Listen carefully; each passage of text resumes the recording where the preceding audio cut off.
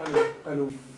खतरा पूरी तौर पर टला नहीं है, खत्म नहीं हुआ है, लेकिन फिर भी सावधानी के साथ जीवन की गति को दोबारा ढर्रे पर लाना है। अभी हम लोगों ने 14 दिसंबर को इलाहाबाद में इसी नाटक एक सपने की मौत का मंचन किया है, और आज हम लोग आपके सामने प्रस्तुत फिर दोबारा करने जा रहे हैं लखनऊ के दर्शकों के लिए। आर्थर मिलर जी की बहुत ही प्रसिद्ध रचना है डेथ ऑफ ए सेल्समैन। इसका हिंदी रूपांतरण किया है जितेंद्र कौशल जी ने। तो जैसा कि होता है कि हम लोग किसी भी शुभ कार्य को करने से पहले दीप प्रज्वलन करते हैं, तो मैं अनुरोध करूंगा हमारे बीच में जो दर्शक हैं वही हमारी सम्मानित हैं, सबसे महत्वपूर्ण हैं। मैं वरिष्ठ रंगकर्मी नरेंद्र पंजवानी जी से कहूँगा मंच पर आए कृपया। मिसेस पार्वती पांडा जी नाटकों की बहुत अच्छी शौकीन हैं और सूदी दर्शक हैं। मैडम पांडा जी, नरेंद्र पंजवानी जी, राजेश श्रीवास्तव जी इट्टा लखनऊ से, और मुकेश वर्मा जी वरिष्ठ रंगकर्मी सतपथ और मेरे बहुत पुराने साथी, और दबीर सिद्दीकी जी अगर हो तो वो भी आए। कृपया आप लोग मंच पर आएं और दीप प्रज्वलित कर कार्यक्रम को शुरुआत करने की अनुमति प्रदान करें, क्योंकि 2 घंटे का अवधि का प्ले है। तो मैं चाहता हूं कि मतलब 6 बजे से स्टार्ट हो जाए, तो ताकि सर्दी एकदम से बढ़ती है शाम को, तो सब लोग समय से घर पहुंच जाएं। तो इसी अनुमति के साथ मैं आप सभी से अनुमति चाहूँगा कि कृपया आप मंच पर आएँ। की बात है, सुधीर सक्सेना जी जो हमारे बहुत ही सुधी दर्शक हैं और पिछले लगभग 2011 से हमारे नाटकों के बराबर देखने आते हैं और हम लोगों का उत्साहवर्धन करते हैं, उनका भी स्वागत है। और देखिए पंच परमेश्वर हमारे सब उपस्थित हो गए और अब हमें बस केवल दीप प्रज्वलित करके और कार्यक्रम को शुरू करना है। तो प्लीज आप लोग दीप प्रज्वलित कीजिए।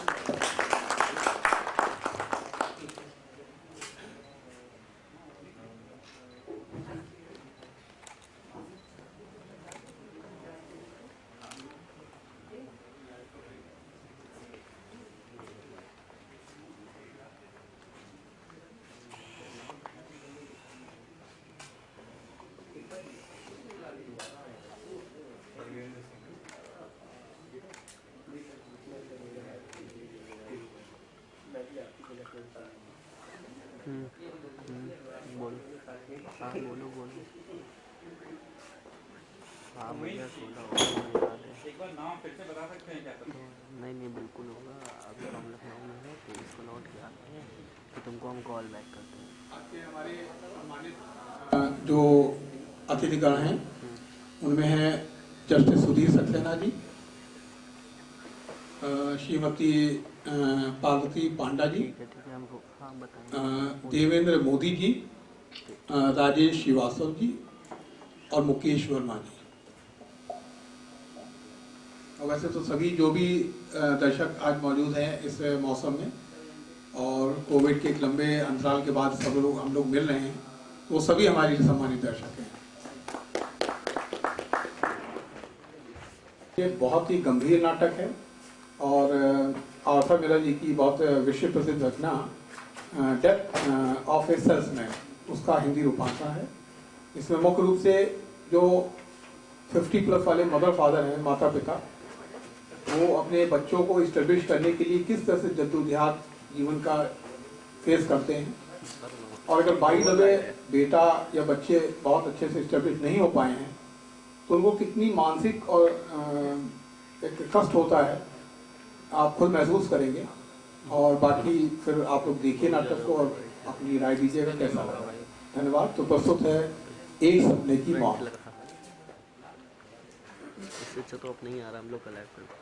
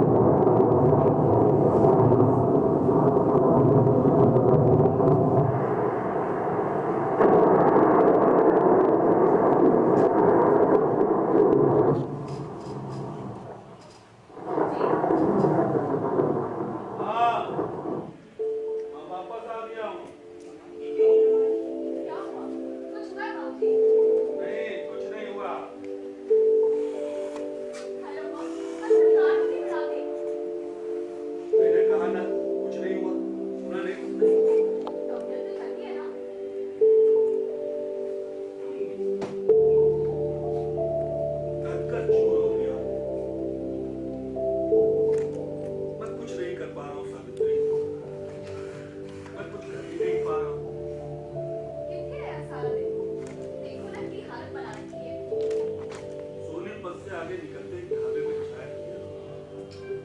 शायद चाय का ही असर रहा हो। एकदम लगा जैसे मैं कार चला ही नहीं पाऊंगा। कार बार-बार सड़क से उतर जा रही थी। स्टीयरिंग से लूज हो गया होगा। मैंने लगता है देवी सिंह कोई गाड़ी ठीक करके नहीं आती। नहीं, गड़बड़ मेरी ही थी। अचानक मुझे लगा कि मैं 100 किलोमीटर की रफ्तार से गाड़ी बढ़ाए जा रहा हूँ। और पिछले 5 मिनट में क्या हुआ मुझे कुछ याद ही नहीं आ रहा था। लगता है मैं अपने दिमाग को काबू में नहीं रख पा रहा हूँ। तो फिर चश्मे की गड़बड़ हुई। नया चश्मा भी तो बनवाने जाते। मेरी नजर को कुछ नहीं हुआ। मुझे सब कुछ ठीक दिखाई देता है। वापसी में मैं 20 किलोमीटर की रफ्तार से आया हूँ। सोनीपत से यहाँ तक मुझे 3 घंटे लग गए। ऐसा कब तक चलेगा बाबूजी? काम से आराम करना चाहिए। अभी तो नैनीताल से आ रहा हूँ। माँ का शक मार रहा था। आराम ही तो कर रहा हूँ। लेकिन अपने दिमाग को कहाँ जाने नहीं देते हो? 24 घंटे मशीन की तरह चलता रहता है। इसे आराम को तो बात भी है। तब कल सवेरे जल्दी निकलूंगा। तब तक तबीयत ठीक हो ही जाएगी। पता नहीं तो मेरी जान ही ले लेंगे। एक एस्पिरिन ले लो। लालू क्या? आराम मिलेगा। मैं मजे में नजारे देखता चला जा रहा था। मैं बिल्कुल ठीक ठाक था। तुम तो जानती हो मैं जिंदगी भर सीनरी देखता रहा हूँ। हर दिन हर सफर में कितना खूबसूरत नजारा था। आसमान में छूटे हुए पेड़, ठंडी फुहार सी हवा। मैंने बिंडसीर ऊपर उठा दिया और उस हवा के झोंके में सराबोर हो गया। और फिर मैं एकदम सड़क से उतर गया। मैं भूल ही गया था कि मैं गाड़ी चला रहा हूँ। और बाएं चला जाता तो किसी को मार ही डालता।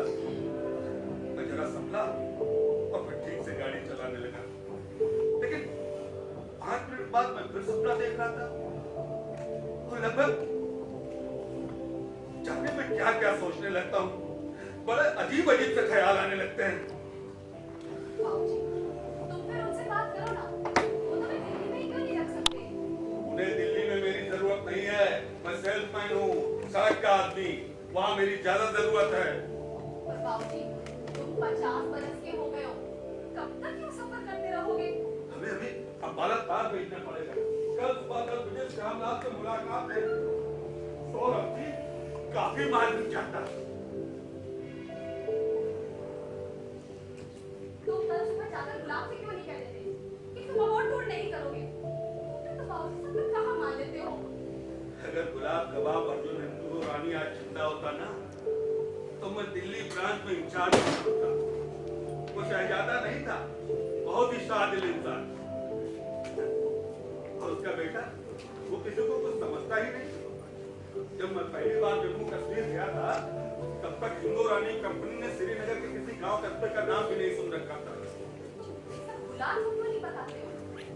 बताऊंगा, जरूर बताऊंगा। खाने को क्या है? रायता दे दे। आलू का पराठा बना दिया। नहीं, रहने दो। तुम सो जाओ, मैं थोड़ा दूध ही पीऊंगा।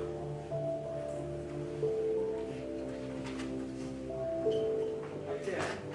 हाँ, सो रहे हैं। हल्के बल्लू ने घुमाने ले गया था। अच्छा। हाँ, मैंने एक आलू के पराठे मांगा है, पूछा गोभी से। ओह, धवा चौकड़ी मचाई, कसरत कितना अच्छा लग रहा है। उड़ता उनकी हंसी कमरे में गूंज रही है।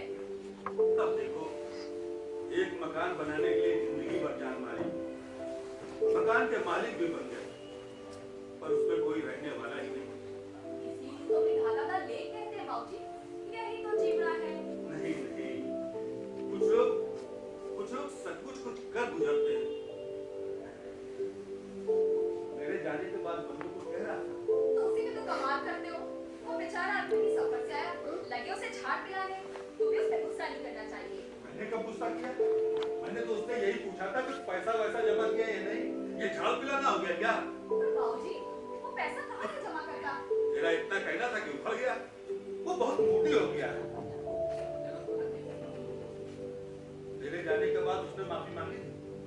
वो तो शबनाज जमीन पे गड़ा जा रहा था। तुम तो जानते ही हो, तुम्हें कितना चाहता है।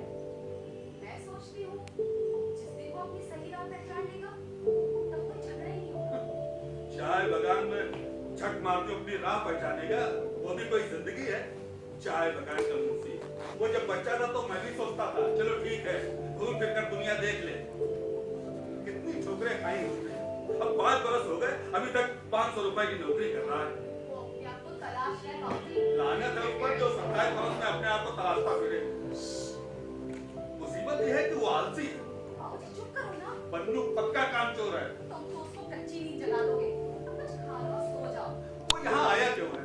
मैं पूछता हूँ वो यहाँ आया ही क्यों है? पता नहीं, लगता है वो अभी भी भटक रहा है। वो पूरी तरह भटक रहा है बाबूजी। बन्नू कपूर भटक रहा है। इतने बड़े देश में एक खूबसूरत नौजवान भटक जाता है, एक मेहनती नौजवान। एक बात तो है, बन्नू आलसी नहीं है। वो तो कभी भी नहीं था। अब मैं कल सवेरे उससे मिलूंगा, उससे खूब मीठी मीठी बातें करूंगा, उसे सेल्समैन की नौकरी भी दिलवा दूंगा। देखते देखते वो बड़ा आदमी बन जाएगा। याद है हाई स्कूल में कैसे लोग उससे घेरे रहते थे? कोई मानता ही नहीं था कि मतलब जब भी बाजार से निकलता था लोगों के चेहरे खिल जाते थे।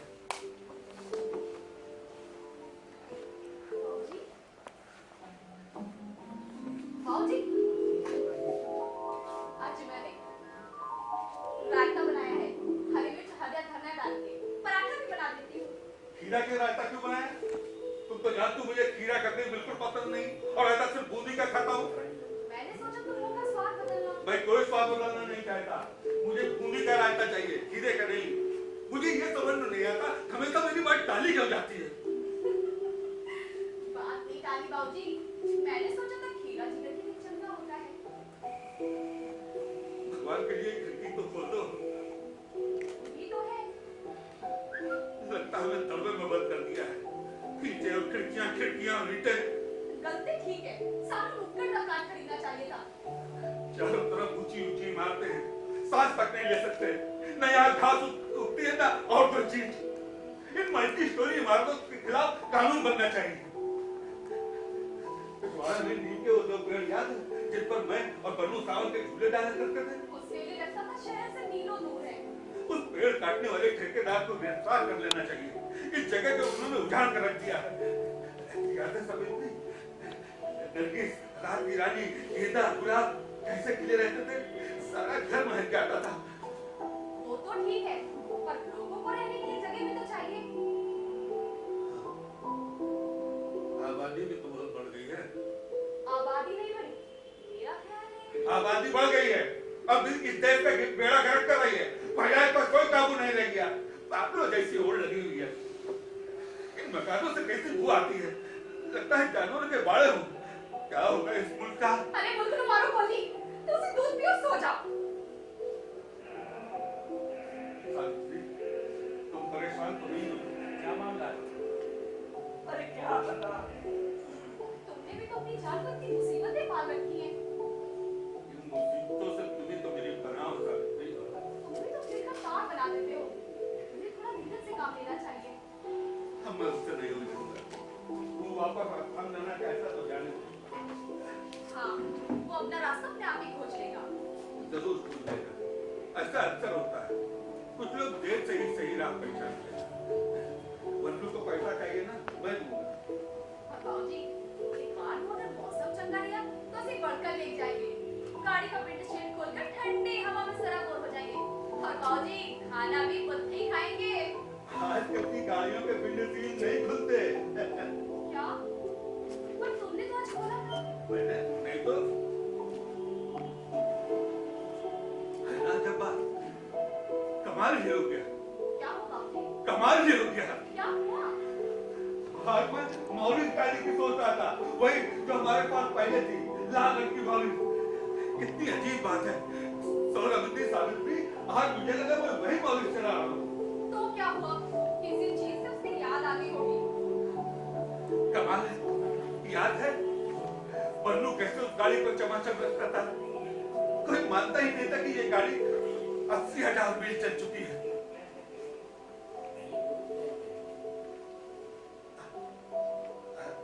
तुम सो जाओ, मैं अभी आता हूँ।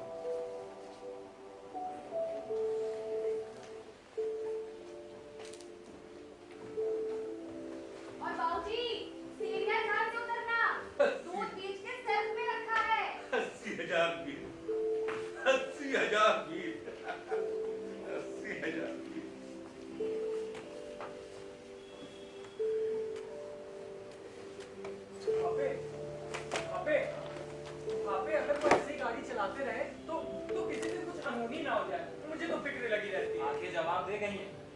यार नजरें तो बिल्कुल ठीक है, पर दिमाग में जाने कहाँ कहाँ घूमता रहता है। एक बार उनके साथ आ रहा हरी बत्ती हो जाती तो रुक जाते और लाल बत्ती हो जाती तो चल देते। कहीं कलर ब्लाइंड तो नहीं होते? अरे क्या बात करते हो बापे, बाबूजी जैसी रंगों की पहचान तो किसी को नहीं है। मैं तो सोने जा रहा हूँ। अच्छा बापे, तुम बाबूजी से अभी भी नाराज हो क्या? मैं सोचता हूँ वो ठीक हो जाएंगे। 80,000 मील। हाँ जनाब, 80,000 मील। है ना कमाल की बात? वही पुराना बिस्तर और हम दोनों फिर से एक साथ सो रहे। कितना अजीब लगता है ना?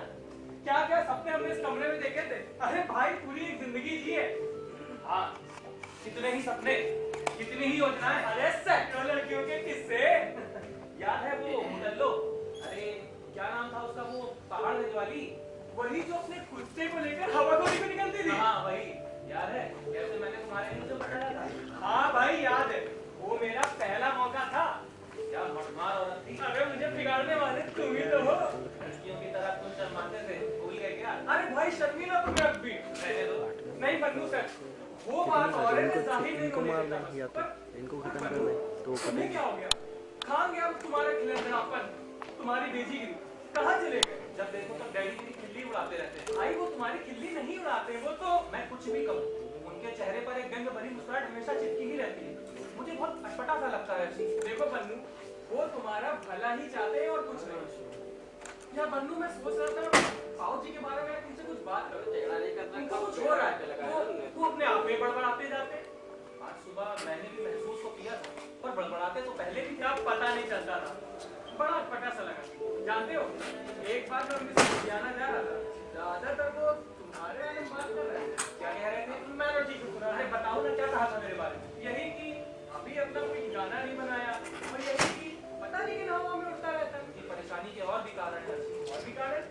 छोड़ो, अकेला मैं ही दोषी नहीं हूँ। देखो बन्नू, मुझे लगता है अगर तुम्हारा ठीक से जमजमात हो जाए ना, तो वहाँ कुछ ऐसा होने के चांस है। चांस वांस क्या है मुझे नहीं पता। मुझे तो ये भी नहीं पता कि मैं उम्मीद करूँ भी तो क्या मतलब। हर्षी, हाई स्कूल पास करके मैंने 6-7 साल इधर उधर हाथ पाँव मारे, क्लर्क बना, सेल्समैन बना, छोटे मोटे धंधे किए, मगर होता क्या था? गर्मी में झुलसो, बरसात में भीगो, जानमारी करो, भागम भाग, किसके लिए? कभी कभी मेरा मन करता है कि मैं पहाड़ों पर जाऊं, वादियों में घूमूं, समुद्र में तैरूं, मगर किसके लिए? उसे मारो, इसे पछाड़ो, तभी फ्यूचर बनेगा। चल, तुम्हें चाय बगान में अच्छा लगता है? अरे खुश हो ना पर तुम। अच्छी, घर छोड़ने के बाद मैंने 5-7 धंधे अपनाए, पर सबका अंजाम एक ही होता था कि मुझे हाल ही में समझ में आया। पता है, आजकल आसाम की वादियों में बाहर का मौसम है, फूलों की सौंधी सौंधी खुशबू, चाय की फूटती टोकरों से आती अजीब सी नशीली सुगंध, कमाल का मौसम है। लेकिन जब भी ये मौसम आता है मैं यही सोचता हूँ कि मैं यहाँ क्या कर रहा हूँ? क्या जिंदगी भर से 500 रुपए ही कमाऊंगा? मुझे अपना फ्यूचर नहीं बनाना है। तब मैं घर की तरफ भागता, और अब जब यहाँ आ गया हूँ तो मुझे समझ नहीं आता कि मैं अपना क्या करूँ। मुझे लगता है कि मैंने अपना जिंदगी बर्बाद ही कर दी। जब यहाँ आता हूँ मुझे यही लगता है कि मैंने अपनी जिंदगी बर्बाद ही की है। बन्नू, तुम जानते हो, तुम भाई एक कवि हो, तुम सपनों में कल्पना में जीते हो मेरे भाई। नहीं हर्षी, सब गड़बड़ हो गया है। शायद मुझे शादी कर लेनी चाहिए, किसी धंधे में लगा होता। ना अभी शादी की है और ना कोई काम धंधा। मैं अभी लड़का सा ही है। तुम तो खुश हो, तुम तो कामयाब हो। अरे कहाँ यार, क्यों? तुम्हारा तो बढ़िया चल रहा है, अच्छा भला तो कमाते खाते हो। देखो बन्नू, मैं अब सिर्फ ये कर सकता हूँ कि मैं मैनेजर की मौत का इंतजार करूँ। कभी कभी अपने फ्लैट में अकेला बैठता हूँ तो सोचता हूँ कि मैं इतना किराया दे ही क्यों रहा हूँ। अरे सोच सोच ही मेरा दिमाग खराब हो जाता है। लेकिन क्या करूँ, ये सब कुछ मैं ही तो चाहता था कि अपना फ्लैट हो, अपनी गाड़ी हो, जिंदगी की रंगीनियां हो, पर फिर भी मैं अकेला हूँ बन्नू, बिल्कुल अकेला। सुनो, तो मेरे साथ आसाम क्यों नहीं चल रही? ख्याल बुरा नहीं है तुम्हारा। हम वहाँ पर एक छोटा सा बागान खरीदेंगे, कुछ भेड़े भी पालेंगे, हम अट्टे कच्चे हैं, अपने हाथ से काम करेंगे। कपूर ब्रदर्स एंड कंपनी क्यों? पूरे आसाम में हमारे नाम का डंका बजेगा। मैं भी ना जाने कितनी बार ऐसे सपने देख चुका हूँ बन्नू। कभी कभी तो मन करता है कि अपने कपड़े फाड़ दूं और इस मैनेजर को एक झापड़ लगा दूं। इतना गुस्सा अच्छा नहीं होता है। अरे मेरा कहने का मतलब है कम से कम वहां कोई तो हो जो अक्ल, ताकत और काबिलियत में मेरा मुकाबला कर सके, मेरा। लेकिन क्या करूं, उन हरामजादे मरे कुत्तों का हुक्म बताना पड़ता है। लेकिन कब तक? अरे कोई तो हद होगी। अरे मेरे प्यारे भाई, ये है कि मेरे आसपास के लोग इतने बौने हैं यार, इतने बौने हैं कि मुझे बार बार अपने आदर्शों को छोटा करना पड़ता है। अरे इसीलिए तो कह रहा हूँ तुम मेरे साथ आ जाओ। तुम अगर साथ में होगे तो हम दोनों एक दूसरे के मददगार हैं। कोई तो होगा जिस पर हम भरोसा कर सकते हैं। अगर मैं तुम्हारे साथ आऊँ, हाँ लेकिन मुसीबत ये है कि जिस तरह से हमारी परवरिश हुई है उस तरह से पैसा बनाना हमने सीखा ही नहीं। वही तो चलो चले, लेकिन देखना तो ये है कि वहाँ हमारा बनेगा क्या, तो यहाँ क्या बन रहा है। नहीं बनूं, मैं उन ढुलमुल अफसरों को दिखा देना चाहता हूँ कि अर्शी कपूर भी कुछ बन सकता है। एक बार मैं उनकी तरह दफ्तर जाना चाहता हूँ, फिर मैं तुम्हारे साथ चलूंगा। और वैसे हम दोनों तो साथ हैं। अच्छा भाई ये सब छोड़ो, अब ये बता तुम अभी भी उन लड़की के चक्कर में रहते हो? नहीं अर्शी, मैं तो एक अच्छी सी लड़की की तलाश में जिससे निभ जाए। मैं अपना घर बसाना चाहता हूँ। मैं भी कुछ ऐसे ही चाहता हूँ मेरे भाई। रहने दो, तुम घरेलू हो ही नहीं सकते। नहीं बनूं यार मैं चाहता हूँ मुझे कोई बांध ले, मम्मी जैसी कोई मिल जाए। बकवास मत करो, चलो सो जाओ। लेकिन बनूं तो यार हम अभी तक किसी नतीजे में तो पहुंचे नहीं।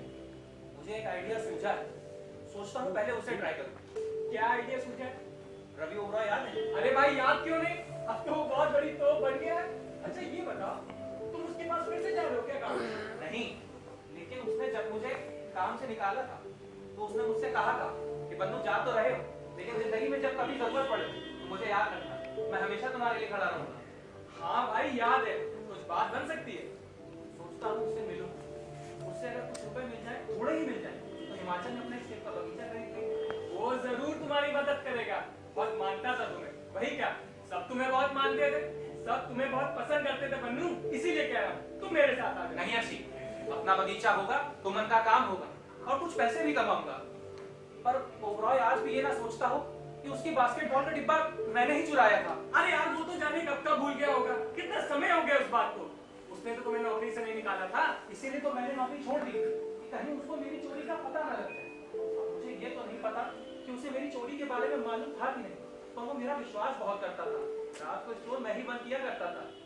बन्नू, तुम इंजन धो रहे हो ना? सुना तुमने? इतना भी ख्याल नहीं, माँ ये सब सुन रही है। अपना स्वेटर गंदा मत कर लेना। हालात अच्छे नहीं है भापे, यार तुम वापस मत जाओ। अरे यही कोई काम धंधा ढूंढो और टिक जाओ। मुझको तो समझ नहीं आता बन्नू कि मैं क्या करूं। अरे कैसे उनको संभालूं? तुम तो पूरे कारीगर हो। हाँ ये सब सुन रही है। आज पिकनिक पर जा रहे हो, जाओ मौज बनाओ।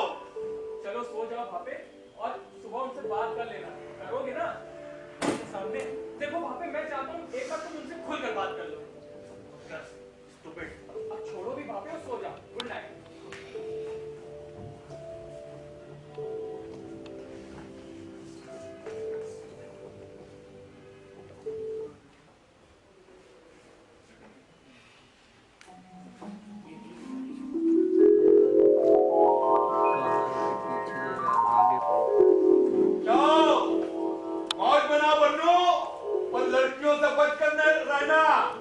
उनके चंगुल में मत फंसना। अभी कच्ची उम्र के हो बेटा, अभी कच्ची उम्र के। पहले पढ़ाई में दिल लगाओ, एक बार काम में लग जाओ तो फिर लड़कियां तुम्हारे आगे पीछे फिरेंगी। अच्छा, लड़कियां तुम्हारी सेवा करती हैं, तुम्हें खिलाती हैं, तुम तो खूब धार जमा लो पुत्र। तुम्हारी कारीगरी देखकर मैं हैरान हो जाता हूँ। किस सफाई से गाड़ी पॉलिश करते हो। अब केम मत छोड़ देना। खिड़कियों को पहले बार लगाओ, उससे आसान होगा। बन्नू से बताओ कैसे करना है। देखा थी, पहले उसकी तय जमाओ, बैठ जैसी। हाँ बिल्कुल ऐसे। अब तुम ठीक काम कर रहे हो। बन्नू, समय मिलते ही सबसे पहले ऊपर छाई डाल को काटना होगा। आंधी नुक्कड़ में कहीं गिर गई तो छत तोड़ देगी। पहले हम रस्सा लेकर उस डाल को बांध देंगे, फिर कुल्हाड़ी से काट कर उसे नीचे उतार देंगे। ठीक? अच्छा बच्चों, कार साफ करके अंदर आना, तुम्हें एक सरप्राइज देना चाहता हूँ। क्या है बाबा? नहीं, पहले काम खत्म करो और एक बात हमेशा याद रखना, काम कभी अधूरा मत छोड़ना। जयपुर में मैंने एक झूला देखा था, अब क्या आऊंगा तो उसे लेता आऊंगा। इन नीम के दोनों पेड़ों के बीच उसे लटका देंगे, फिर तो मजा आ जाएगा। पेड़ की डालियों के साथ हम भी झूलेंगे। क्यों पापा, समय चकाचक। शाबाश पुत्र, कमाल कर दिया। वो सरप्राइज था बाबूजी। कार की पिछली सीट पर। हुर्रे! बताओ ना पापा क्या लाए हो? ऐसे ही है कुछ, तुम्हें देना चाहता। क्या है आंटी? बैट बॉल है। ओ पापा, आपको कैसे पता चला कि हमें बैट बॉल चाहिए? सही वक्त पर सही चीज, यही तो कमाल है। देखो बाबूजी देखो। सेहत के लिए अच्छा है, वैसे रस्सी कूदना भी अच्छा होता है। पापा मेरा नया फुटबॉल देखा? नया बॉल कहाँ से लाए? पीटी मास्टर ने कहा है कि पास देने की प्रैक्टिस करो। अच्छा, उसने नया बॉल भी दे दिया। तो बात ये है कि मैं स्टोर रूम से मांग कर लाया हूँ। कल ये वापस जाना चाहिए। मैंने कहा नहीं था अच्छा नहीं लगेगा। तो क्या हुआ? मैं वापस कर दूंगा। ठीक है, उसे प्रैक्टिस भी तो करनी है। तुम खेल में दिलचस्पी ले रहे हो, पीटी मास्टर को तो खुश होना ही चाहिए। वो तो मुझसे वैसे ही बहुत खुश है। वो तुम्हें पसंद करते हैं ना, इसलिए। दूसरा कोई बॉल ले गया होता तो अब तक हंगामा हो गया होता। इस बार कहाँ गए थे पापा? इस बार मैं लद्दाख से भी आगे गया था, खच्चर पर चढ़कर। वहां मैं बड़े लामा से मिला। सबसे बड़े लामा से? वो मोनेस्ट्री के बड़े कमरे में बैठा जाप कर रहा था। उन्होंने क्या कहा पापा? उनकी भाषा मैं कहाँ समझता, लेकिन उन्होंने खातिर खूब की। किशमिश, बादाम खिलाए, कावा पिलाया। फिर मैं कारगिल आया। अच्छा सा है, काफी सामान बेचा। एक बार हमें भी साथ ले चलो ना पापा, खच्चर पर सवारी करेंगे। मैंने तो मोनेस्ट्री में नहीं देखी। चलो इस बार गर्मियों की छुट्टियों में चलो। सच पापा? तुम, हर्षी, मैं तुम्हें पूरा कश्मीर दिखाऊंगा, ले लद्दाख तक। तुम देखना फिर हमारे जलवे, कैसे लोग मेरे राह में आंखें बिछाते हैं। और जब तुम लोग हमारे बराबर खड़े हो जाओगे, तब तो हमारे लिए सिमसिम के दरवाजे ही खुल जाएंगे। वो सब मेरे दोस्त हैं। मैं अपना सामान कहीं भी छोड़ देता हूँ, सब ऐसे देखभाल करते जैसे उनका अपना सामान हो। तो इस बार गर्मियों में पक्का रहा ना? हाँ बिल्कुल पक्का। हम डल लेक में शिकारे की सैर करेंगे। हम आपके बैग उठाए होंगे। तब तो कमाल ही हो जाएगा। मैं श्रीनगर के बाजार में जाऊंगा, फिर तुम लोग मेरे बैग उठाओगे, हंगामा हो जाएगा। मैच का डर तो नहीं लग रहा तुम्हें? आप बाहर आएंगे तो डर कैसा?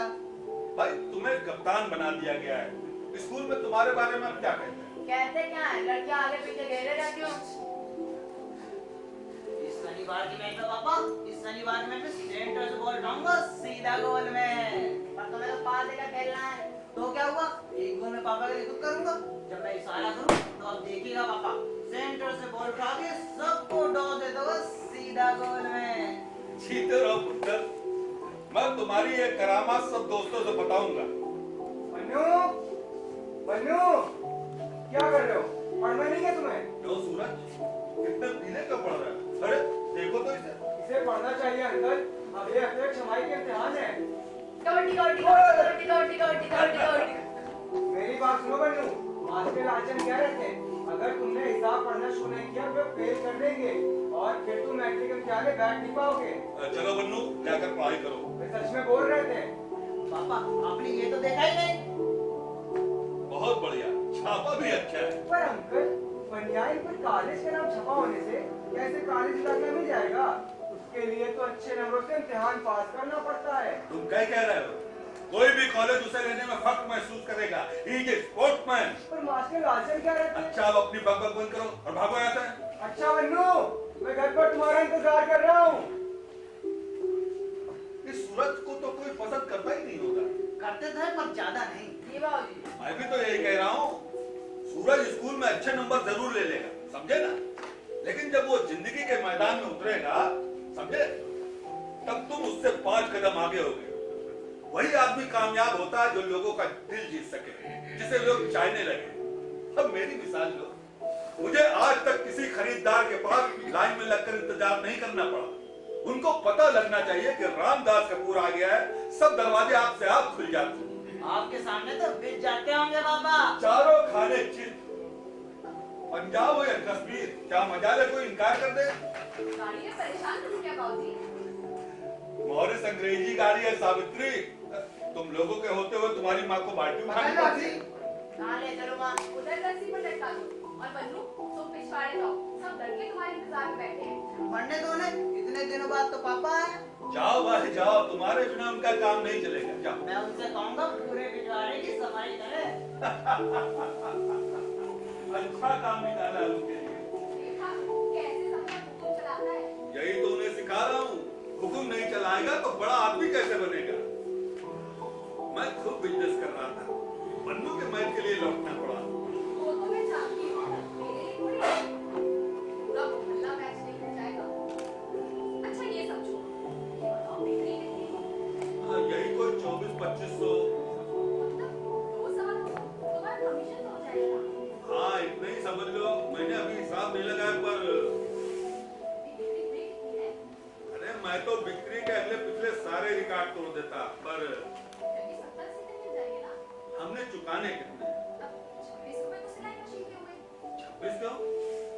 हैंडल टूट गया था हाथ में तो उसके। पर मैंने तो बिल्कुल नहीं खरीदी है। बाबूजी, मशीन है, टूटते लगी रहती है। मशीन ही घटिया होगी। सब तो बड़ा इश्तेहार से, इसकी तो क्षमता से। तो बढ़ जाओ और क्या। छाती मुरम्मत, रास्ती मजदूरी, फिर भी 25 रुपए बच जाएंगे। अब टपकती तो नहीं। नहीं, उन्होंने काफी अच्छा काम किया है। और फिर बाबूजी, मोटर मैकेनिक का भी कुछ देना है। उसे तो मैं एक ढेला भी नहीं दूंगा। और वो मॉरिस गाड़ी है छकड़ा, उसकी फैक्ट्री को ताला लगा देना चाहिए। छोटे मोटे खर्च मिलाकर 120-25 का खर्च सिर्फ है। ना पैसा फिर तो मुझे जमाना ही पड़ेगा। ये तो गुजारा कैसे होगा। और बाबूजी, ये महीना चलना नहीं दिया तो क्या हुआ? अगला महीना तो सब पूरी कर देगा। अगले महीने तो मैं सबके छक्के छुड़ा दूंगा। अब कि मैं शिमला जाऊंगा। मुसीबत ये है सावित्री कि शायद लोग मुझे नहीं चाहते। ये कर करते हो? दुकान में घुसते ही मुझे पता चल जाता है। लगता है वो मेरी खिल्ली उड़ा रहे हो। ऐसा ना कहो बाबूजी, अल्लाह खिल्ली क्यों उड़ाएंगे? पता नहीं, मेरे पास से गुजर जाते हैं, मेरी तरफ देखते भी नहीं। पर बाबूजी, आप तो चंगी भली कमाई करते हो। हर महीने 300-400 रुपए कमीशन की बनाई लेते हो। 10-12 घंटे रोजाना जान भी तो मारता हूँ। पता नहीं दूसरे लोग इतनी आसानी से कैसे कमा लेते हैं। मैं अपने आप पर काबू नहीं रख पाता। मैं बोलता बहुत हूँ। आदमी को कम बोलना चाहिए। चरणदास की एक खूबी तो है, वो बोलता कम है, इसीलिए लोग उसकी इज्जत करते हैं। आप भी ज्यादा कहाँ बोलते हो? बस जरा जिंदा दिलो। मैं सोचता हूँ 4 दिन की जिंदगानी हर बोल कर गुजार दो, एक दो चुटकुले सुना दो, पर मैं ज्यादा ही चुटकुले सुनाने लगता हूँ। नहीं बाबूजी, तुम तो मैं दिखने में बनता हूँ। मैंने तुम्हें बताया नहीं, पिछली दिवाली पे मैं एक दुकान में गया। एक सेल्समैन ने मेरी चाल को गधे की चाल बताया। उससे रहा नहीं गया, मैंने उसके नाक पर एक ठूसा झल दिया। ऐसा ठट्टा मैं बर्दाश्त नहीं कर सका, मैं कभी बर्दाश्त नहीं कर सकता। फिर भी वो मेरा माहौल उड़ाते हैं। मैं जानता हूँ मुझे समझना होगा, मुझे अपने आप पर काबू पाना होगा। मेरे कपड़े ठीक नहीं होते शायद। तुलसी का पेड़ कांचा हो, संसार में सबसे सुंदर बात। नहीं सावित्री,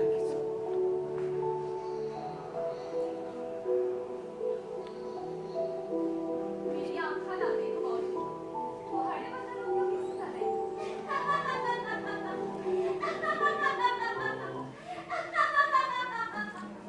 और बच्चे जितनी तुम्हारी इज्जत करते हैं, शायद किसी की तुम बहुत अच्छी हो सावित्री। तुम भी तो मेरी हमदम, मेरी दोस्त हो। घर से बाहर टूर पर जब कभी अकेला होता हूँ तो सोचता हूँ कि तुम्हारे पास आ जाऊँ, अब खूब जी भर कर तुम्हें प्यार करूँ।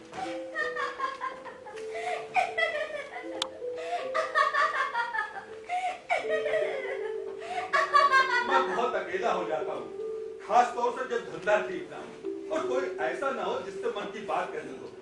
कभी कभी लगता है कि अब मैं कुछ भी बेच नहीं पाऊंगा, तुम लोगों के लिए रोजी रोटी भी नहीं कमा पाऊंगा।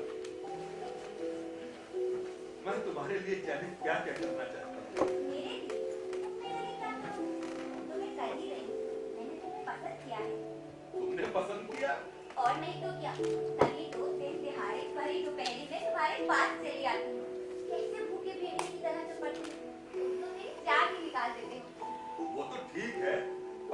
क्या गा रही हो? जी नहीं कह रहा क्या? फिर इरादा है क्या? इरादा हो भी तो क्या, तुम तो जा रही हो। गाड़ी तो है तो तुम्हारे पास नहीं। अब शाम के खाने का भी इंतजाम ना करूं। और भी तो इतने टूरिस्ट हैं यहाँ, तुम अकेले थोड़ी हो। हाँ भाई, तुम तो घाट घाट का पानी पी सकती हो। देखो ऐसा मत कहो, मैं होटल चलाती हूँ, पेशा नहीं करती। तुम पर तो पता नहीं कैसे मर मिटी। कितने भोले हो और कितने गबरू जवान भी। तुम्हारी मेरी खूब पड़ती है। तभी तो हर बार तुम्हारे पास चली आती। अब कब आओगे? अगले महीने आऊंगा। ये कमरा तुम्हारे लिए खाली रखूंगी। अपने आप को। मैं तो तुम पर कुर्बान हो गई कपूर साहब। अगली बार तो मैं तुम्हें 7 दिनों तक बाहर नहीं जाने दूंगी। तो क्या मेरा लॉकेट बनाकर सीने में चिपका लोगी? तुम्हारी ऐसी बातें तो मुझे हंसा हंसा कर मेरे पेट में बल डाल देती है। इस कार्य की क्या जरूरत है? तुम मुझे अपना सब कुछ दे देती हो, मैं क्या एक कार्डिगन भी नहीं दे सकता?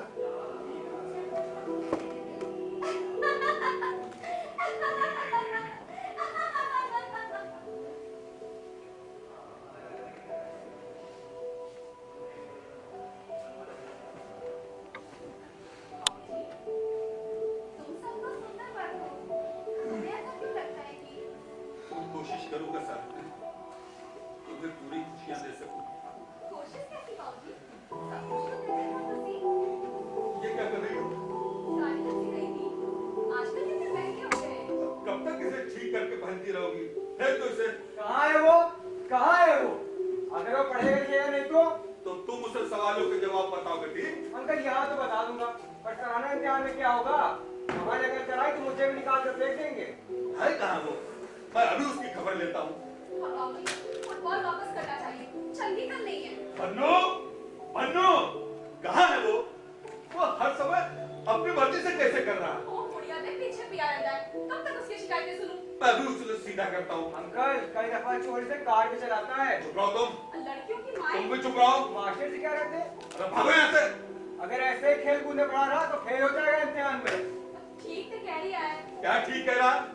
तुम भी बन्नू को उस जैसा किताबी कीड़ा बनाना चाहती हो? अभी तो उसको पर्सनैलिटी है, जोश है।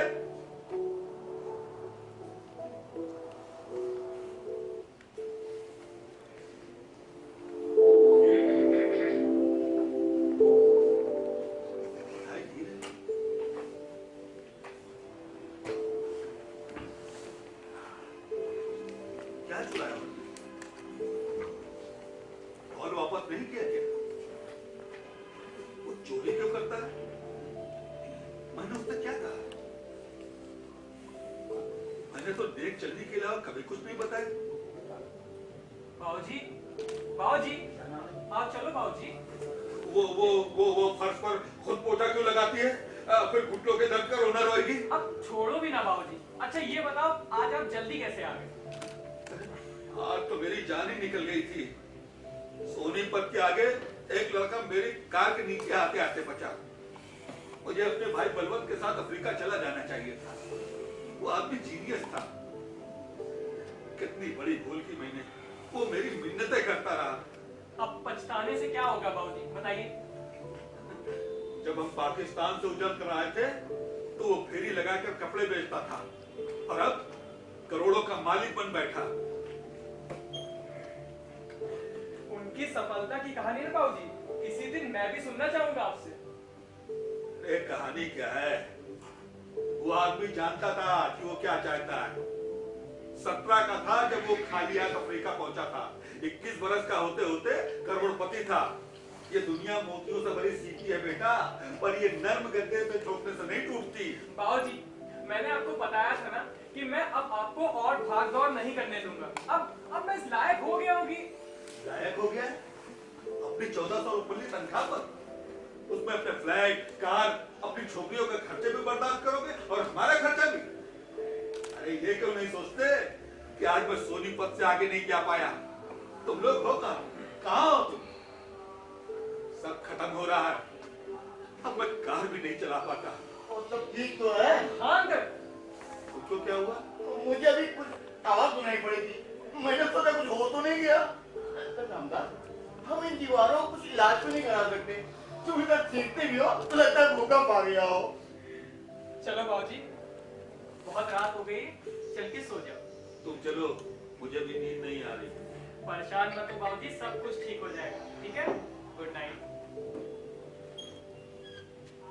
तुम अब तक जाग रहे हो? सो नहीं पाया, सीने में जलन सी हो रही थी। तुम्हें ठीक से खाना तो आता नहीं है। क्यों? मुझे ही तो खाता हूँ। तुम्हें शऊर नहीं, तुम्हें विटामिन वगैरह के बारे में जानना चाहिए। चलो एक बाजी हो जाए, नींद तो ऐसे भी नहीं आ रही है। चलो, दास है? हाँ है तो सही कहीं। वो विटामिन के बारे में क्या बता रहे थे? विटामिन से हड्डियां मजबूत होती है, केमिस्ट्री पढ़ो। अरे रामदास, सीने की जलन में हड्डियों का क्या काम? तुम्हें कुछ पता भी है तो जानते ही क्या हो आखिर? नाराज क्यों होते हो? अगर किसी बात के बारे में नहीं जानते हो तो फिर बात मत करो। तुम लौट कैसे आए? कार में कुछ गड़बड़ थी। मैं बंगलोर जाने की सोच रहा हूँ। क्यों? वहाँ कुछ नया काम कर रहा हूँ। तुम काम करो मेरे साथ। क्यों? मेरे पास काम नहीं है क्या? तुम अपने आप को समझते क्या हो? हातिम ताई की औलाद जो मुझे काम की भीख दे रहे हो? पापा तुम नाराज क्यों हो जाते हो? मेरी इंसल्ट मत करो। समझ नहीं आता ऐसे कब तक चलाओगे तुम? मेरे पास अच्छा काम है। तुम बार बार यहाँ झक मारने क्यों आ जाते हो? चला लो क्या? समझ में नहीं आता इस बन्नू क्या क्या करूं। कहता है वापस आसाम जाऊंगा। जाने दो ना।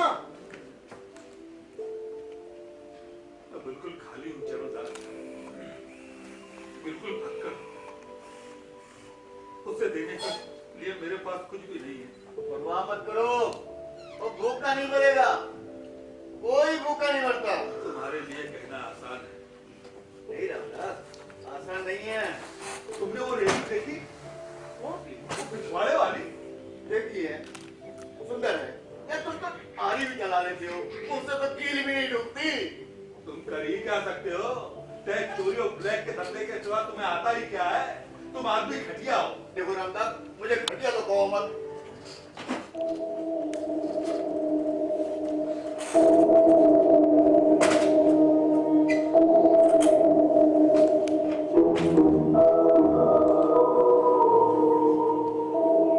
मैं बहुत थक गया हूँ बलवंत। तब खेलते जाओ, बहुत जोर की नींद आएगी। रामदास, तुमने मुझे बलवंत कहा? कमाल है। एक पल के लिए मुझे लगा तुम मेरे बड़े भाई बलवंत हो। आजकल में कोई खबर आई? कैसा है वो? सावित्री ने तुम्हें बताया नहीं? 2-3 हफ्ते पहले अफ्रीका से उसकी बीवी का खत आया था। अब वो नहीं है, he is dead। अच्छा, तो ये है तुम्हारा घर? फिर तो तुम्हें कुछ मिलने में जाने वाला होगा। ना, बलवंत के 7 बेटे हैं। मुझे उसके साथ चले जाना चाहिए था। मैं तुम्हें लेने आया हूँ रामदास। अमेरिका में हमारे लिए बहुत काम है। अगर मैं उस समय उसके साथ चला गया होता तो आज हालात दूसरे ही होते। अरे छोड़ो, हम भी तुम्हें भूल कर खा गए होते। तुम कह क्या रहे हो? अमेरिका में कामयाबी के हजारों मौके हैं रामदास। जरूर होंगे। क्या? वही एक आदमी था जो सब सवालों के जवाब जानता था। कौन? घर में सब लोग कैसे हैं? अच्छे, बहुत अच्छे। बड़ा अच्छा है कह रहे हो? माँ कैसी है? वो तो कब का मर गई। बहुत बुरा हुआ। कितना प्यार करती हो? क्या? मैंने सोचा था माँ से मिलूंगा। कौन मर गई मतलब? अरे किसकी बात कर रहे हो? तो तुम चलोगे ना रामदास? ये मेरी बाजी थी। और इतना तुम मेरी पे कर रहा था। अगर ढंग से खेलना नहीं आता तो मेरी नींद क्यों खराब करते हो? इतना मेरा तरफ था।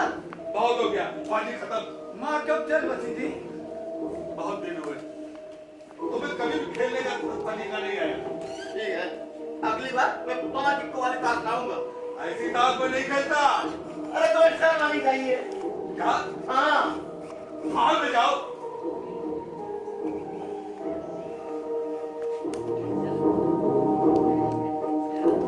पता नहीं क्यों आज बलवंत की बहुत याद आ रही है। मुझे आज भी याद है जब वो अफ्रीका से पहली बार लौटा था और उसने कहा था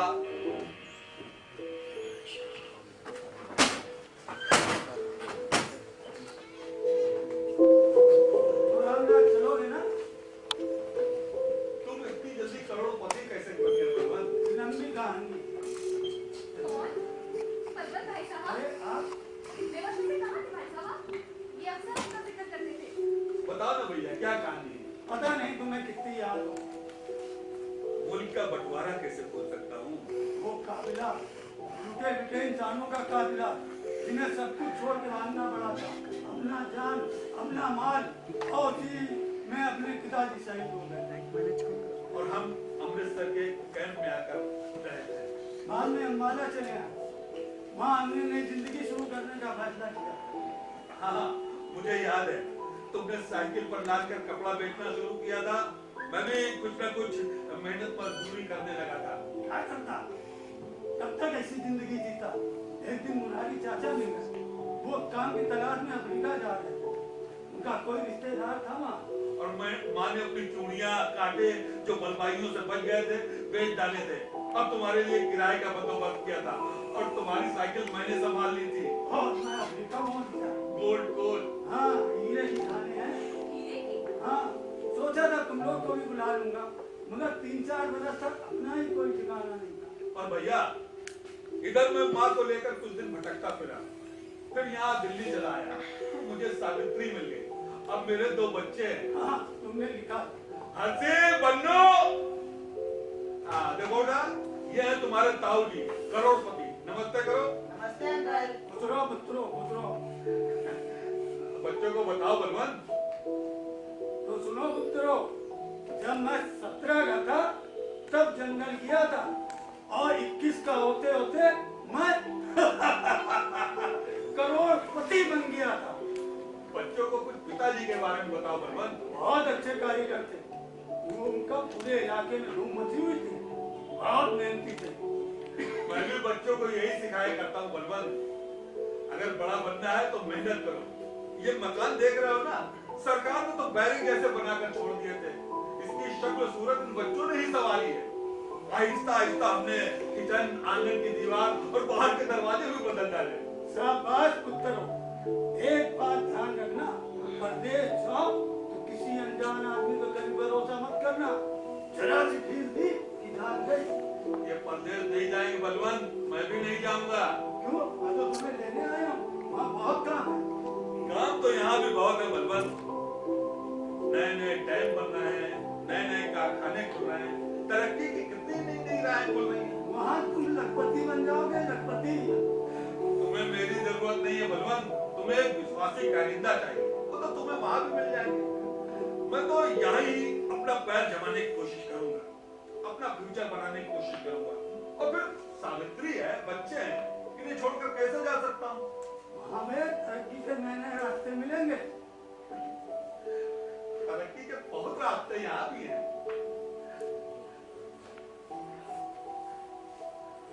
अच्छा तो देखो, अब मैं बच्चों से तुम्हें चुस्ती फुर्ती का नजारा दिखाता हूँ। चलो बच्चों, हमें बाहर प्लान की मरम्मत करनी है। चलो शुरू हो जाओ। अभी लो पापा। सुनो, अगर बच्चों ने फिर बिजली का काम चलाने की कोशिश की तो चौकीदार पुलिस में रिपोर्ट कर देगा। मैं कह रही हूँ बन्नू को रोक लो। पिछवाड़े की रेलिंग बनाने के लिए वो 6x10 के कम से कम 1 दर्जन शैतीर उठा रहे थे। अगर उस चौकीदार ने मैंने उन्हें कस कर रखा है, पर उनकी चीजदारी में कमी नहीं आने दी है। चीदारी, जेलें ऐसे ही चीदारों से भरी पड़ी हैं। अंकल अंकल अंकल अंकल, चौकीदार बन्नू का पीछा कर रहा है। क्या बकते हो? वो कोई चोरी कर रहा है क्या? चलो भागो यहाँ से। कहाँ है वो? बन्नू, बन्नू, बन्नू। अरे कुछ नहीं हुआ भाई।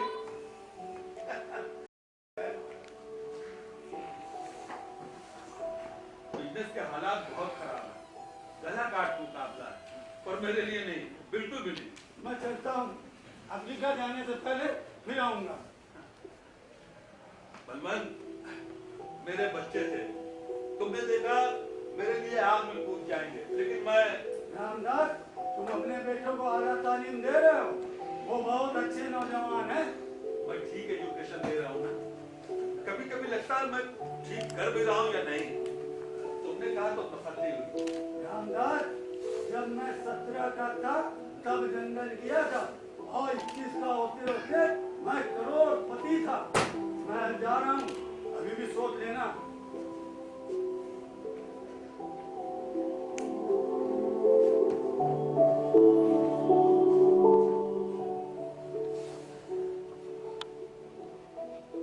करोड़पति था, वही हिम्मत, वही इरादा अपने बच्चों में भी भरना चाहता हूँ। अपने पैरों आप खड़े होने का इरादा मैंने ठीक ही सोचा था। बाबूजी, मैं ठीक ही था। तुमने दूध पिया? बहुत देर हो गई है बाबूजी, चलो सो जाओ। कैसी बेहुदा इमारतें बनाई हैं, सांस तक नहीं ले सकते, घुटन सी हो रही है। चलो भी। वो घड़ी का पट्टा कहाँ गया? याद है जो बलवंत ने दिया था जिसमें हीरे पड़े थे? तो तुमने कुछ ही दिन में गिरवी रखा था, याद नहीं जब बंधु को पॉलिटेक्निक भेजा था? कितना खूबसूरत पट्टा था। मैं थोड़ा टहलूंगा। ऐसी हालत में बाहर जाओगे? मैं ठीक ही था। अरे बाबूजी, चप्पल से पा लो। मैं ठीक ही था।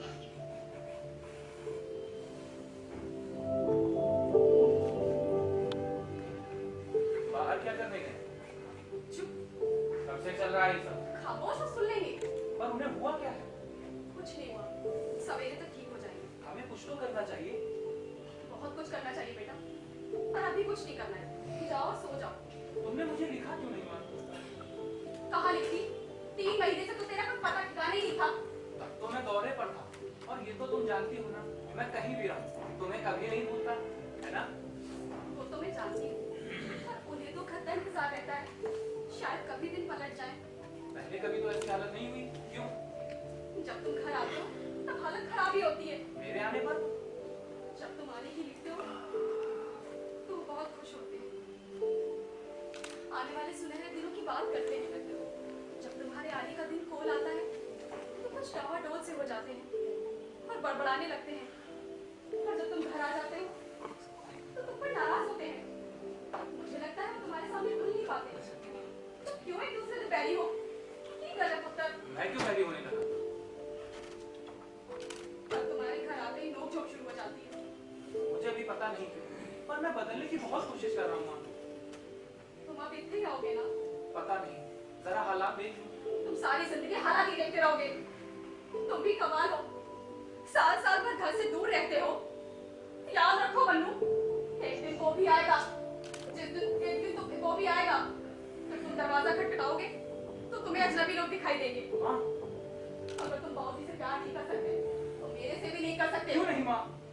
बिल्कुल नहीं, तुम सिर्फ मुझे मिलने नहीं आ सकते, क्योंकि मैं उनसे प्यार करती हूँ। वो मेरे जीवन है, मेरे सरताज है। मैं किसी को उन्हें छोटा नहीं करने दूंगी। फिर सोच लो बन्नू, वो तुम्हारे पिता हैं, तुम उन्हें वैसी ही इज्जत दो। मैं जानती हूँ कभी कभी उनके साथ गुजारा करना मुश्किल होता है, मेरे तो बेहतर कौन जानता है, लेकिन उनका दिमाग खराब हो गया, उनका अपना कोई ठिकाना ही नहीं, अपने ही घर में बड़बड़ाते फिरते हैं। अंकल चरणदास ऐसा कभी नहीं करेंगे। चरणदास को वो सब नहीं झेलना पड़ा जो बाबूजी को, समझे? हजारों लोग रामदास कपूर से भी गई दूसरी हालत में हैं, मैंने खुद देखा है। तब चरणदास को अपना बाप क्यों नहीं बना लेते? वो तो तुम नहीं कर सकते।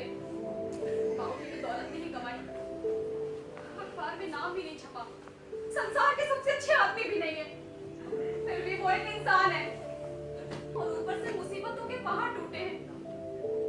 हम उन्हें कुत्ते की मौत मरने के लिए तो नहीं छोड़ सकते ना, उनकी मदद करनी होगी। तुमने उन्हें पागल कह दिया? मेरा ये मतलब नहीं था। बहुत से लोग कहते हैं उनका पुर्जा ढीला हो गया है, और उनकी असली हालत क्या है मैं जानती हूँ। वो आदमी थकान से चूर चूर हो गया है। एक छोटा आदमी भी उतना ही थक जाता है जितना एक बड़ा आदमी। वो एक कंपनी में 30 साल काम करता है, उनके लिए नई नई मंडियां खोजता है, और वो है कि उसकी तनख्वाह बंद कर देते हैं। क्या तनख्वाह बंद हो गई? पर माँ, हमको तो नहीं पता था।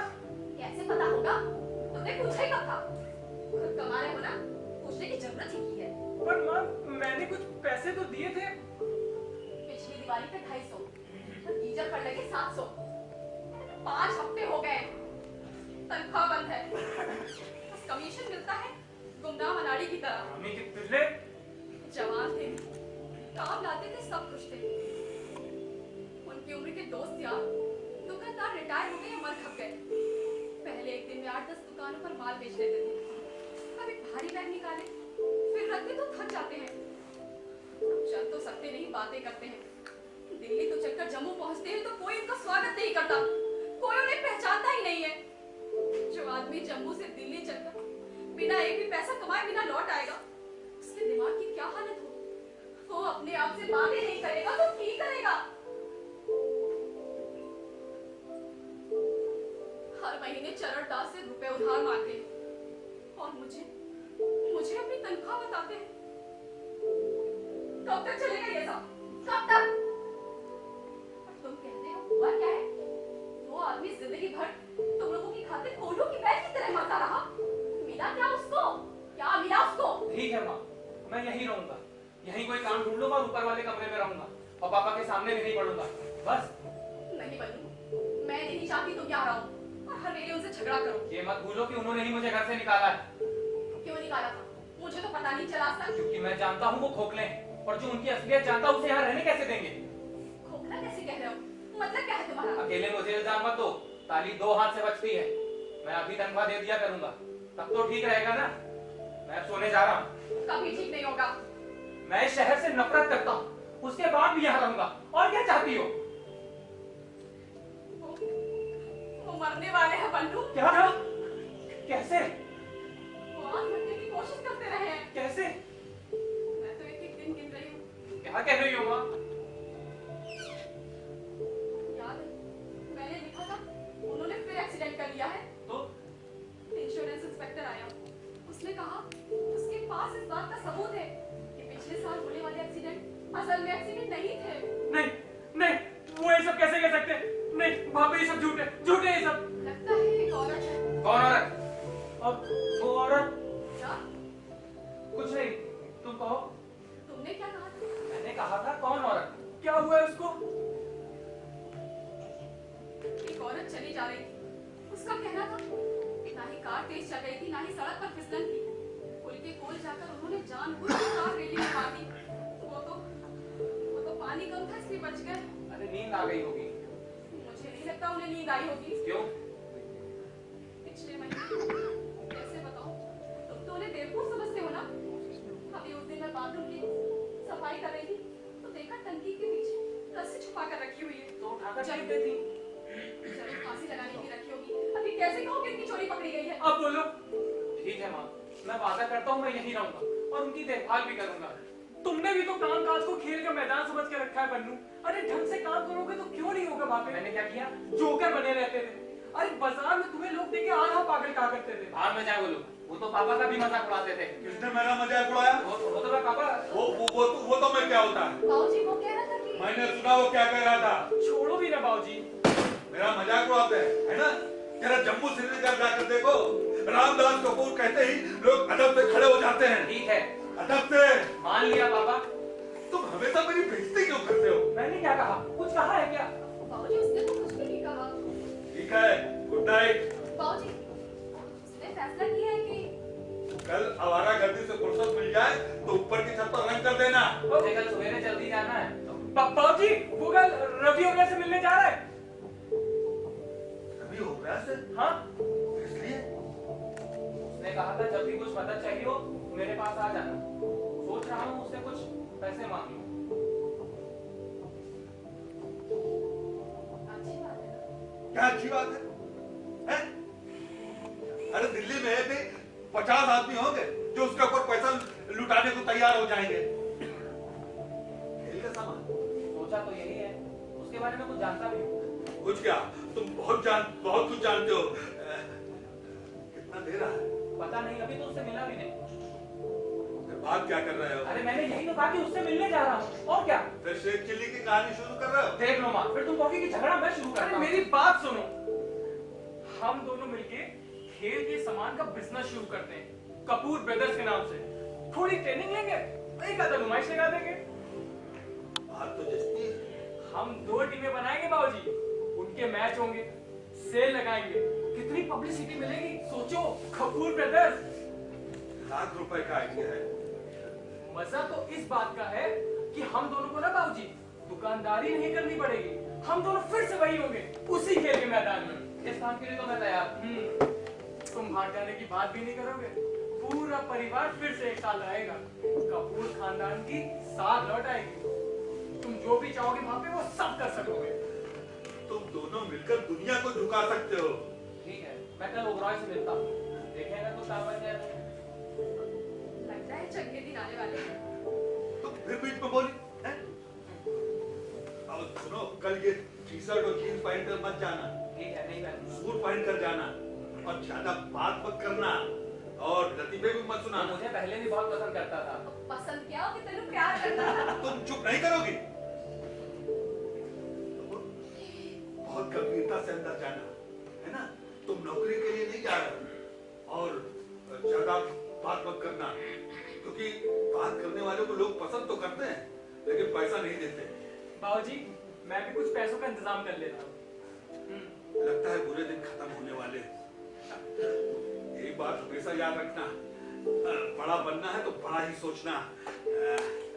कितना मांग रहे हो? 50,000? शायद 10 मांगू। इतने छोटे मत बनो, सीना फुलाकर चलो, खुलकर हंसो। एक आधा मजाक कर लेना, क्योंकि पर्सनालिटी से तो काम फतेह होते हैं। ओबराय हमेशा उसकी तारीफ करता रहा है। मैं बात कर रहा हूँ कि नहीं? मैं डांटो मत पापा। मैं बात कर रहा था कि नहीं? ये बीच में तो टांग उछलती वो है। कुछ भी, आप उन्हें कुछ कहते हैं मुझे अच्छा नहीं लगता। तुम इस घर के चौधरी हो, बाबूजी, तुम भी हर वक्त इसकी तरफदारी मत किया करो। चिल्लाओ मत पापा। ठीक है, ओबराय से मेरा नमस्कार करना, हो सकता उसे मेरी याद हो। क्यों झगड़ा शुरू कर देते हो? देखा नहीं कितनी खुशी से बात कर रहे थे। चलो गुड नाइट कहकर आओ। चलो बापे, बाबूजी को गुड नाइट कहें। चलो पुत्र, उनकी खुशी में लगता ही क्या है? पजामा बाथरूम में है बाबूजी। कमाल की औरत है बापे। जानते हो बापे, माँ को बना के ना ऊपर वाले ने वो सांचा ही तोड़ दिया था। तनख्वाह बंद है, कमीशन पर काम कर रहे हैं, ये तो मानना पड़ेगा। वो धांसू सेल्समैन तो कभी नहीं थे भापे, लेकिन दिलचस्प आदमी जरूर थे। अच्छा छोड़ो, चलो बाबूजी को गुड नाइट कहें। चलो। सर नहीं करते बापे।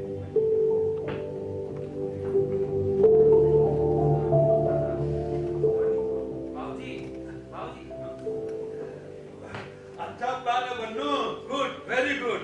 हम गुड नाइट कहने आए थे बाबूजी। छक्के छुड़ा दो सबके। हाँ, क्या कहना चाहते थे? परेशान है वो बाबा। अच्छा बाबूजी, गुड नाइट। और सुनो, वो मतलब वहाँ जाना तो मेरे पर से कुछ गुड़ गिर जाए तो खाना मत, उसके लिए चपरासी होते हैं। मैं सवेरे मेथी पाके मक्की की रोटी बनाऊंगी। मुझे तो कह दे दो। और वहाँ उससे कहना कि तुम आसाम में बिजनेस कर रहे थे, चाय बगान मत बताना। और अपने आप को सस्ता मत समझना, 50,000 से कम नहीं। अच्छा पापा, गुड नाइट। तुम बहुत बड़े हो बन्नू, बहुत ग्रेट हो। ठीक से सोना बेटा। जाओ पुत्र, सो जाओ। झंडे गाड़ देना। वो मैच याद है? सो जाओ बाबूजी। हम जब टीम मैदान में आए, सारा मैदान बन्नू बन्नू के नाम से गूंज उठा। वो बीच में ऐसे खड़ा था जैसे कोई शहजादा। मेरे दुकानदार दोस्त, मोहल्ले वाले सब उसका नाम लेकर चिल्ला रहे थे। भगवान ने चाहा तो उसका सितारा एक बार फिर बुलंद होगा। बाबूजी, बन्नू तुमसे करता क्यों है? मैं बहुत थक गया हूं। चुप रहो। तुम गुलाब से कहोगे ना कि वो तुम्हें दिल्ली में रख ले? हाँ, उसे जाते ही कहूंगा। सब ठीक हो जाएगा, सब ठीक हो जाएगा।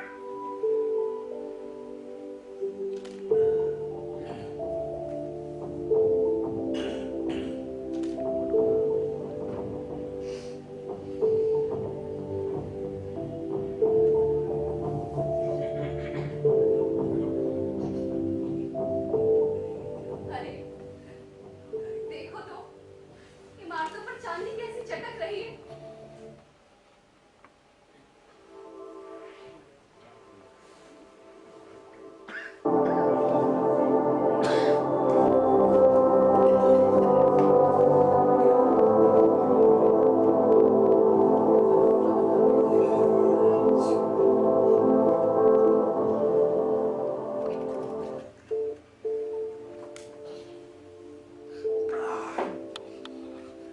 पेड़े वाली लस्सी पीकर लाहौर याद आ गया। आलू पराठा बनाओ। नहीं रहने दो, पेट भर गया। कल रात तो जैसे घोड़े बेचकर सोया। कितने बरसों बाद इतनी देर तक सोया हूँ। बेटे गए 8 बजे चले गए। इतनी जल्दी? दोनों भाइयों को जाते देखते कितना चंगा लग गया। मन्नू आज बड़ा फर्क लग गया सी। बहुत खुश। जल्दी तो जल्दी ओबराय ने मिलना चाहता सी। इसमें कोई शक नहीं है। कुछ लोग देर से ही सही राह पकड़ पाते हैं। माया किसी काला सूर मैं बारी जावा शहजादा उगता सी। जरूर जरूर बदलेगा। यहाँ सब कुछ कैसा उजाड़ हो गया। आज मैं कुछ बीज लेकर आऊंगा। उगड़े तो ठीक है पर उगेगा की तो साठे में छोड़े तुम तो आती नहीं। तुम देखती जाओ। जल्दी ही शहर से बाहर एक बाग खरीदेंगे। वहाँ मैं सब्जियां उगाऊंगा और मुर्गियां भी पालूंगा। जरूर पालना। देखते देखते बेटियों की शादी हो जाएगी और वो कभी कभार हमारे पास आया करेंगे। मैं उनके ठहरने के लिए ऊपर एक कमरा बनवाऊंगा। मेरे पास सब औजार है। एक क्या बल्कि 2 कमरे बनवाऊंगा। दोनों साथ आकर रहेंगे। मन्नू ने बताया कि वो ओबराय से कितना पैसा मांग रहा है। 10 या दिन नहीं शायद 40-50 हजार तो मांगी गई। तो गुलाब से बात करोगे ना? हाँ उससे साफ साफ कह दूंगा कि अब मैं और दूर नहीं कर सकता। और बाबूजी एडवांस मांगना मत भूलना। इंश्योरेंस की किस्त भी बाकी है। तारीख तो निकल भी चुकी है। 200 कितने?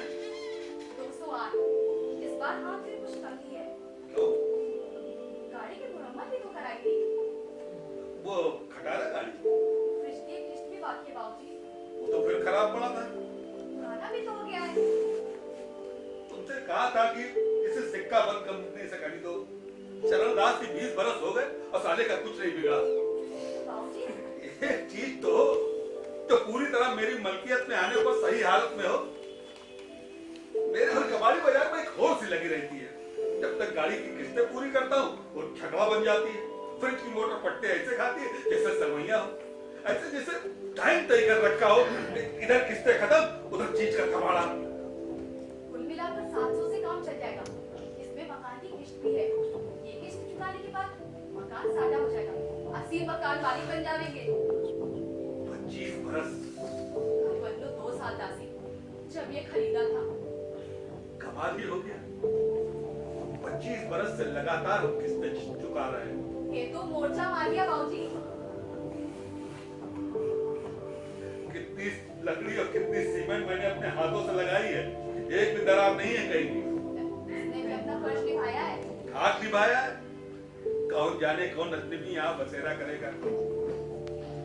अन्नू का घर बसता था बस जाता और वो यहाँ रह जाता तो कितना अच्छा होता। अच्छा मुझे देर हो रही है मैं चलता हूँ। अरे मैं तो रास्ता ही भूल गई। बच्चों ने आज आपको खाने पे बाहर बुलाया है। मुझे? गैराज बीच। अच्छा अब तो? नहीं तुम्हें तीनों। मैं वहाँ क्या करूँगी? वो ग्रैंड पार्टी करेंगे। अरे नहीं किसका आइडिया ये? बन्नू आज सवेरे कहने लगा बाबूजी से कहना शाम में खाना उठे ही खाएंगे। ये हुई ना बात। अब मैं गुलाब को जरूर मना लूंगा। उसका तगड़ा हैदराबाद में झटकूंगा और दिल्ली की नौकरी भी। तुम देख लेना अब मैं उससे ये सब लेकर छोड़ूंगा। हिम्मत न छड़ो बाबूजी। मैं उससे साफ साफ अब मैं जिंदगी में सफर नहीं करूंगा। कभी नहीं करूंगा। पलट रहे। मैंने लगता है सारे दिन पलट रहे हैं। शक की तो कोई गुंजाइश ही नहीं अब तो। अच्छा मुझे देर हो रही है। मैं चलता हूं।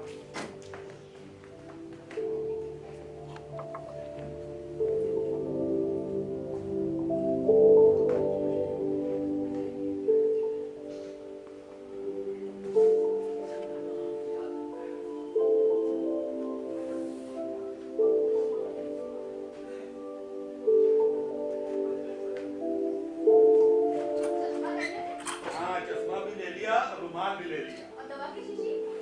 ले ली। जरा ध्यान से जाना और गिलाट ना भूलना। हाँ हाँ ठीक है। यहाँ गोभी तो उगी नहीं, शायद यहाँ मूलिया गाजर उग जाए। कितनी बार तो कोशिश कर चुके हो बाबूजी। एक बार और सही, और तुम भी अभी से कपड़े धोने मत बैठ जाना। बाबूजी ध्यान से जाना और गिलाट ना भूलना और एडवांस में अभी मत भूलना।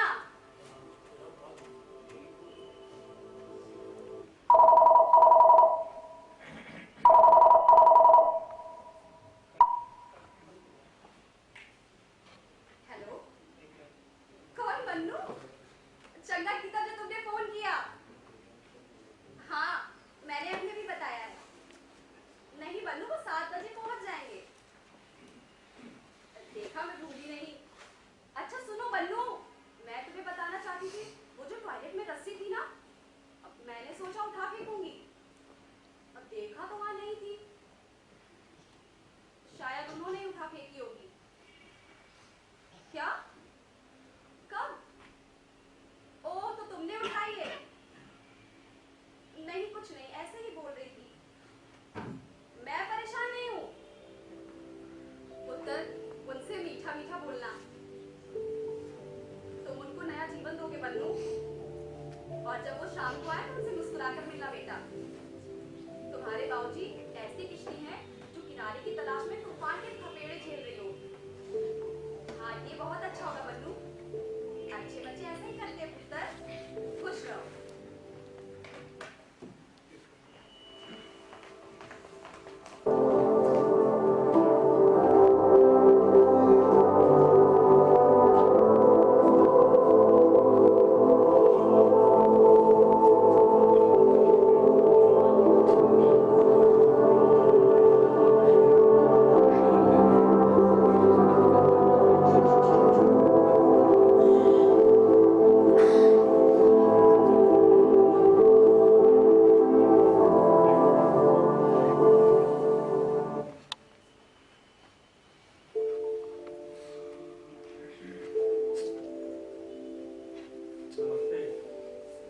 हेलो कपूर साहब, आइए।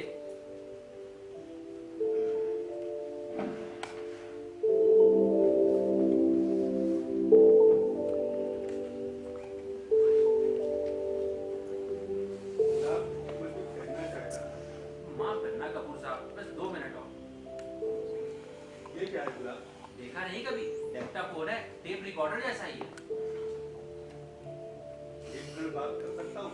माइक्रोफोन भी अंदर ही है, सब कुछ रिकॉर्ड करता है। कल ही आया, कमाल की मशीन है।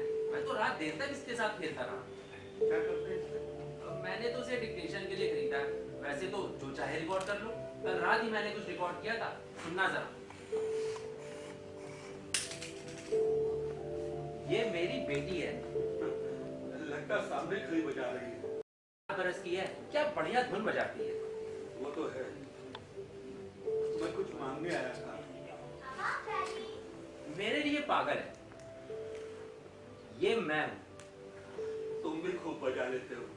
सुनना जरा, अब मेरे बेटे की आवाज। पत्तल पत्तल बम्बे को 80-90 फूले तो 100 में लगा ताला, तो निकलते ताला। 5 साल का है। एक दिन अच्छा अनाउंसर बनेगा। सुनना जरा, नौकरानी ने तार निकाल दी थी। सब कुछ बहुत बढ़िया। चुप रहो ना, जरा सुनो। चलन बनी है लंबी डोली, उस पर जाए मोटर डोली, परबते बदरी पे जाओ, भी सड़क पे कभी ना आओ। कमाल की चीज है। सुनो तो सही 1 मिनट। अब मेरी बीवी की आवाज। बोलो ना, कुछ तो बोलो। क्या बोलूं? कुछ समझ नहीं आ रहा। कुछ भी बोलो, मशीन चल रही है। हेलो, ओ गुलाब, मैं इससे नहीं बोल सकती। ये मेरी बीवी थी। जादू की मशीन लगती है। क्या हम? अब मुझे शाम को कुछ और नहीं चाहिए। मैं हूँ और मेरी मशीन। मैं भी एक खरीद लूंगा। दौरे पर होता हूँ तो पता नहीं क्या क्या प्रोग्राम मिस हो जाता है। अरे, तुम्हें तो आज अम्बाला में होना चाहिए था। वही बात तो करने आया था। अगर 1 मिनट टाइम हो तो। क्या हुआ? तुम यहाँ कैसे हो? अब बात यह है कि फिर एक्सीडेंट कर लिया क्या? नहीं, मैं तो 1 मिनट के लिए घबरा ही गया था। बोलो क्या बात है? सच्ची बात यह है गुलाब कि मैंने फैसला किया है कि अब मैं कभी दौरे पर नहीं जाऊंगा। दौरे पर नहीं जाओगे तो फिर करोगे क्या? याद है पिछली दिवाली पर यहाँ पार्टी हो रही थी तो तुमने कहा था मेरे लिए दिल्ली में ही कोई जगह ढूंढोगे। मेरी कंपनी का? हाँ। अरे हाँ, याद आया। पर कपूर साहब, ऐसा कोई काम मुझे नजर नहीं आया। बात यह है गुलाब, लड़के बड़े हो गए, मुझे ज्यादा कुछ नहीं चाहिए। 500-600 भी मिल जाए तो गुजारा चल जाएगा। वो सब तो ठीक है, पर रामदास जी। अब तुमसे क्या छुपाना गुलाब, मैं जरा थक गया। वो सब मैं समझता हूँ, पर कपूर साहब, आप ट्रैवलिंग सेल्समैन हैं और हमारी मार्केट भी शहर से बाहर है। यहाँ 5-6 लड़के तो शोरूम में ऐसे ही छोड़ रहे हैं। भगवान जानता है गुलाब, मैंने आज तक कभी किसी से कुछ नहीं मांगा। मैं इस कंपनी में तब से हूँ जब तुम्हारे डैडी तुम्हें गोद में उठाए आते थे। वो सब तो मैं जानता हूँ। तुम्हारे डैडी एक बार आए और बोले लड़का हुआ है, नाम क्या रखूं? मैंने कहा खुशी की बात है। और आपने मेरा नाम गुलाब रख दिया। आपने कहा हर वक्त फूलों की खुशबू रहेगी। हाँ, यही कहा था मैंने। वो सब तो ठीक है, पर तुम्हारे लायक कोई जगह नहीं। अगर होती तो बेहिचक रख लेता, पर अभी तो कुछ भी नहीं। गुलाब, मैं सिर्फ 700 मांग रहा हूँ। पर मैं तुम्हें लगाऊं कहाँ? क्या ये जरूरी है कि मैं यहाँ भी बेचने का काम करूँ? जरूरी तो नहीं है, पर बिजनेस तो बिजनेस होता है और हर आदमी को अपनी कमाई आप ही करनी होती है। एक मिनट मेरी बात तो सुनो गुलाब। पर ये तो तुम्हें मानना ही होगा कि बिजनेस तो बिजनेस होता है। मान लिया बिजनेस तो बिजनेस है, पर मेरी बात तो सुनो। तुम समझ नहीं रहे हो। मैं लड़का ही था 18-19 साल का, तब से घूम रहा हूँ।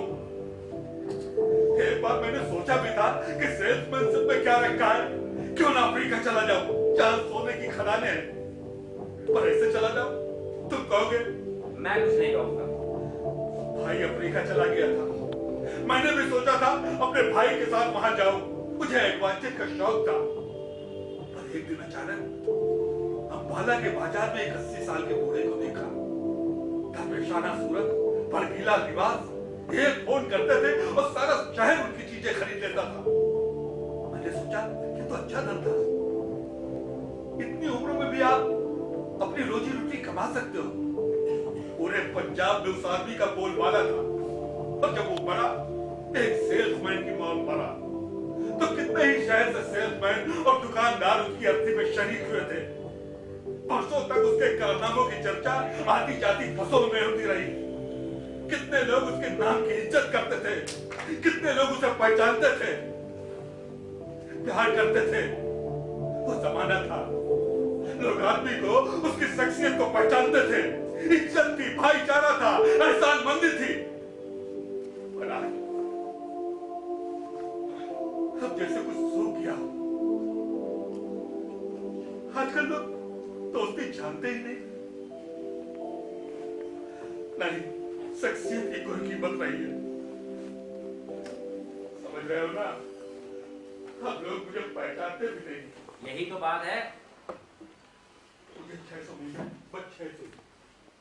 मैं पत्थर से पानी नहीं निकाल सकता। गुलाब, तुम्हारे डैडी। माफ करना रामदास, कुछ लोग मेरा इंतजार कर रहे हैं। गुलाब, मैं तुम्हारे डैडी की बात कर रहा हूँ। उन्होंने कुछ वादे किए थे, इसी मेज पर कुछ वादे किए थे, और तुम कह रहे हो लोग इंतजार कर रहे हैं। मैंने अपनी जिंदगी के 30 साल इस कंपनी को भेंट कर दिए, और आज मैं अपनी इंश्योरेंस की किस्त भी नहीं चुका सकता। तुम फल खाकर छिलके फेंक सकते हो, पर आदमी तो फल नहीं है ना। अब सुनो, तुम्हारे डैडी के जमाने में हर महीने लगभग 1000-1200 मैं कमीशन में बना लेता था। रामदास, तुम्हारा कमीशन कभी भी 1000-1200, समझे? एक दिन तुम्हारे डैडी आए, या मैं ही यहाँ ऑफिस में था, इसी मेज पर उन्होंने मेरा हाथ पकड़ के कहा था, आई एम सॉरी, मुझे जाना है, अपने आप को संभालो, मैं अभी आता हूँ।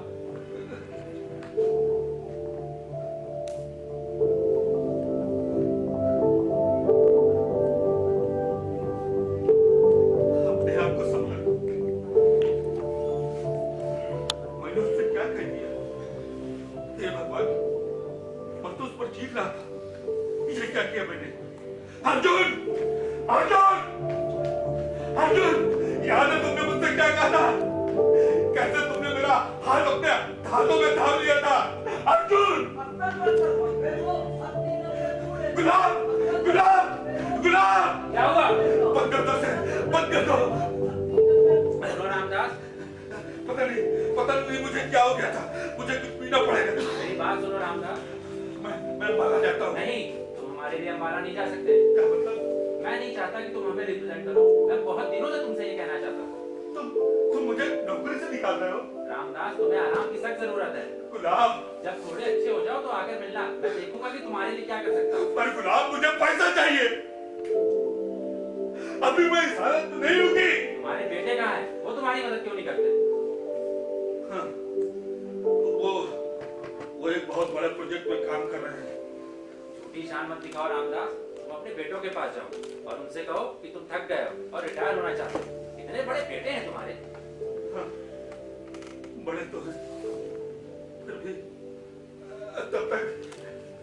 तो फिर मुश्किल क्या है? जाओ उनके पास, आराम करो। हाँ, मैं कल अंबाला जाऊंगा। नहीं, मैं अपने बेटों को टुकड़ों पर नहीं बोलना चाहता। मैं लूला लगा नहीं हूँ। सुनो रामदास, मैं आज बहुत बिजी हूँ। गुलाब, तुम्हें मुझे अंबाला जाने की इजाजत दे दी होगी। मुझसे मिलने वालों की लाइन लगी हुई है। 5 मिनट आराम करो, अपने आप को संभालो और घर चले जाओ। मुझे ये दफ्तर चाहिए। गुलाब, और हाँ, 2-4 दिन में आते जाते सैंपल यहाँ छोड़ जाना। आना तब बात करेंगे। अभी लोग मेरा इंतजार कर रहे हैं। गुलाब, गुलाब, गुलाब।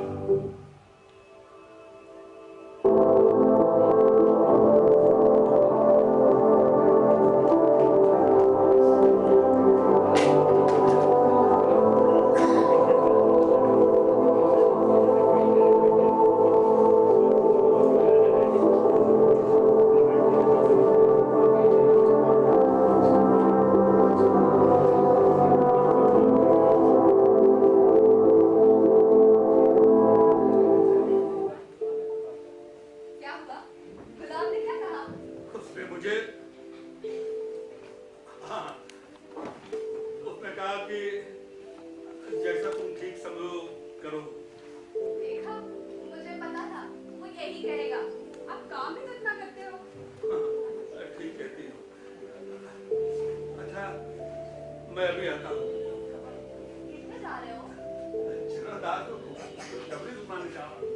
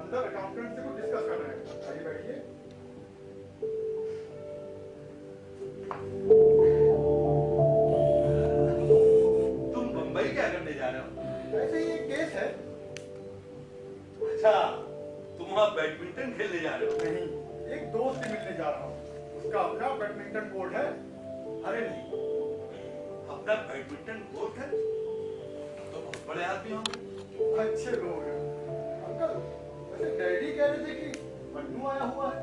हाँ, आया हुआ है। एक बहुत बड़े प्रोजेक्ट पे काम कर रहा है। क्या कर रहा है? उधर आसाम में उसका काफी अच्छा काम था। अब सोच रहा है यहाँ कुछ शुरू करेगा, काफी बड़ा कारोबार होगा। आज मुझे डिनर पार्टी दे रहा है। मैंने सुना था तुम्हारे बीबी का लड़का हुआ है। हाँ, हमारा दूसरा बच्चा। अरे नहीं, 2 लड़के भी हो गए। देखते देखते वक्त बदल जाता है। अंकल, बन्नू किस जगह पर रहेगा? वो है ना, खोबरा है, खेलों के सामान का बहुत बड़ा मैन्युफैक्चरर। बन्नू की बहुत जरूरत थी उसे। आसाम से खास तौर से बुलवाया है। कार भेजे, ट्रंकाल किया, फिर आदमी भेजे। तुम्हारे दोस्त का अपना बैडमिंटन कोर्ट है। अंकल कपूर, आप अभी भी उसी फॉर्म में हैं? हाँ हाँ, तुम्हारी तरक्की देखकर बहुत खुशी हुई मुझे। सच, जब कोई अपना अजीज चोटी की तरफ बढ़ता है तो बहुत अच्छा लगता है। तो बन्नू अब भी अच्छा हो जाएगा। सूरज, क्या बात है अंकल कपूर? कैसे होता ये? इसका राज क्या है? कैसा राज अंकल? कैसे कैसे तुमने ये कामयाबी पाली और वो हर बार क्यों पिछड़ जाता रहा है? मैं कैसे जानूंगा अंकल? तो उसके दोस्त थे, उसके लंगोटिया यार, कुछ है जो मैं समझ नहीं पाता। उस मैच के बाद लगता है उसकी जान ही निकल गई हो। 17 साल की उम्र के बाद उसका कुछ बना ही नहीं। उसने कुछ बनने की कोशिश भी तो नहीं की थी। कोशिश की थी, कितने ट्रेनिंग कोर्स किए, रेडियो, टेलीविजन और भी न जाने क्या क्या, पर कुछ नहीं कर पाए। अंकल, आप मुझसे खरी खरी सुनना चाहते हैं? मैं तुम्हें एक होशियार आदमी मानता हूँ सूरज। तुम्हारे मशवरे की इज्जत करता हूँ। मशवरे को मारिए गोली, मैं आपको क्या सिखाऊंगा। और मैं आपसे एक बात जरूर पूछना चाहता था। सालाना इम्तिहान से पहले जब मैथ के टीचर उसे फेल कर दिया था, उसी कुत्ते के पिल्ले ने तो उसकी जिंदगी बर्बाद कर दी वो थी। तो ठीक है, लेकिन वो उस कमी को एक्स्ट्रा क्लास अटेंड करके पूरी भी तो कर सकता था। कर तो सकता था, तो फिर आपने उसे करने से रोका? मैंने तो उसकी मिन्नत किरौरी की, डराया धमकाया। फिर वो पढ़ा क्यों नहीं? यही तो मैं भी जानना चाहता हूँ। पिछले 15 साल से यही सवाल मुझे भूत बनकर टिपटा हुआ है। वो एक सब्जेक्ट में फेल क्या हुआ, वो तो ढेरी हो गया, जिससे सबको पहाड़ टूट पड़ा हो। छोड़िए इस किस्से को। नहीं सूरज, मुझे कहने न दो। आखिर अपने दिल का नाज़ुक सबको तो नहीं दिखा सकते। सूरज बताओ, क्या मैं कसूरवार था? क्या जाने अनजाने मैंने उससे कुछ कर दिया था? यही बात मुझे खाई जाती है, मैं उसके लिए कुछ नहीं कर पाता। कल आप इतना क्यों सोचते हैं? उसने क्यों दिल छोड़ दिया? क्या किस्सा था? तो उसके दोस्त थे। मुझे याद है, दिसंबर का महीना था, छमाही इम्तिहान के रिजल्ट निकले थे और वो मैथ में फेल था। भाई हरामजादा। नहीं, ये तब की बात नहीं है। वो गुस्से में था, लेकिन पेशे कासम दाखिले लेने को तैयार था। छमाही में फेल होने से घबराया नहीं था वो। फिर अचानक वो 1 महीने के लिए गायब हो गया। मुझे लगा कि वो आपके पास जम्मू गया हुआ है। आपसे वहाँ क्या बात हुई थी अंकल? क्या बात हुई थी? जम्मू आया था तो क्या हुआ? हुआ ये कि मैं कभी भूल नहीं पाया, हमेशा सोचता रहा। बन्नू मेरा मजाक उड़ाता था, मुझे बुद्धू बना के अपना काम निकलवा दिया करता था, लेकिन फिर भी मैं उसे बहुत चाहता था। वो वापस आया और यूनिवर्सिटी की इंसिग्निया वाली टी शर्ट जो वो हर वक्त पहने रहता था, पिछवाड़े जाकर उसे जाने लगा। मैंने उसे रोका, उससे झगड़ा किया। हम दोनों आधे घंटे तक लड़ते रहे, रोते रहे। मुझे लगा उसने जिंदगी की सारी इच्छाएं, सारे सपने जला दिए हों।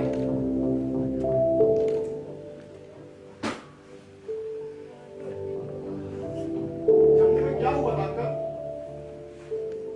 सॉरी अंकल, पर बात आपने शुरू की इसलिए पूछ रहा हूँ। होना क्या था? और फिर तुम पूछ लेने वाले कौन होते हो? अंकल, आप तो बुरा मान रहे हैं। तुम मुझ पर इल्जाम लगा रहे हो।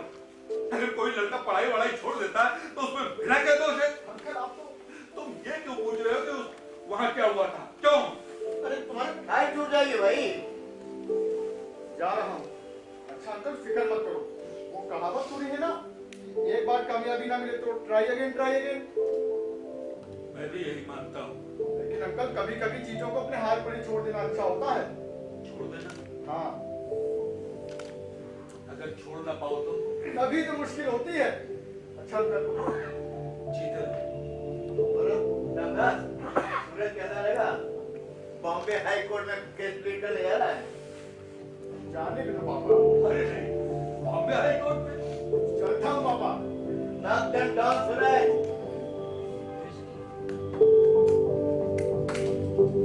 ये सारा मजा रहा है, उसने जिक्र तक नहीं किया। वो कर्म में विश्वास रखता है, बातों में नहीं। तुमने उसे कभी बताया भी नहीं कि ये करो ये ना करो? तुम्हें कोई फिक्र ही नहीं थी? मेरी खुशकिस्मती का रानी है ये कि मैंने कभी किसी बात की फिक्र नहीं की। ये लो, मैं लगा नहीं हूँ। चरणदास, बात यह है कि अगर हो सके तो मैंने इंश्योरेंस की किस्त चुकानी है। मुझे 550 चाहिए। मैं अपने बैंक से निकलवा तो लेता, पर पार्वती को पता चल जाएगा। मैंने रामदास